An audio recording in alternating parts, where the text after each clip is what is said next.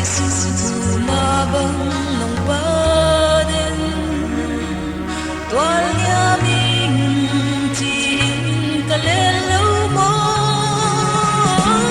Yung sisgeng nang nahinati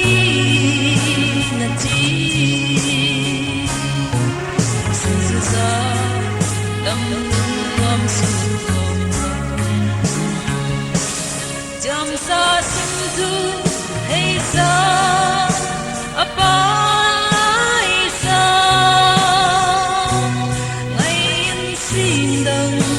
nasang suda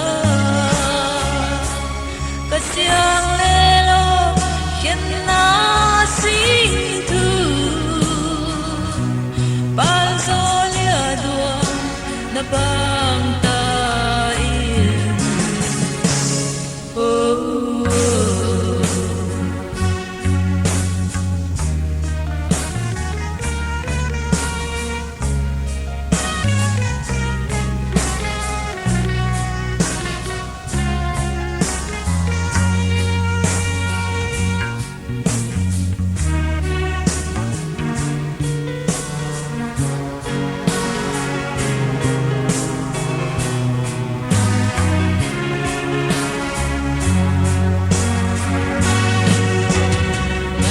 Kung suahay nun kay dangta Bansal kay ko'y intong kong donga Waldo nu'y tiyamin na lel mo Himlam na tong sangay nisa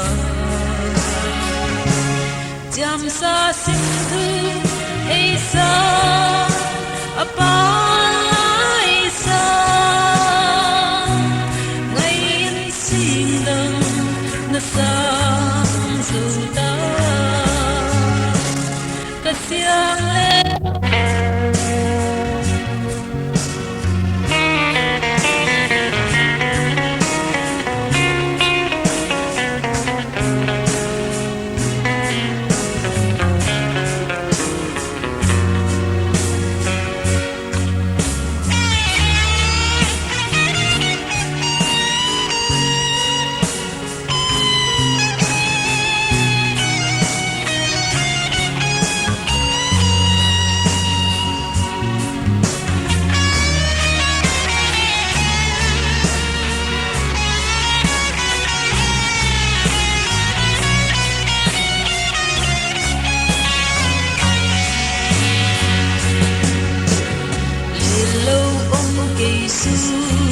lâu ôm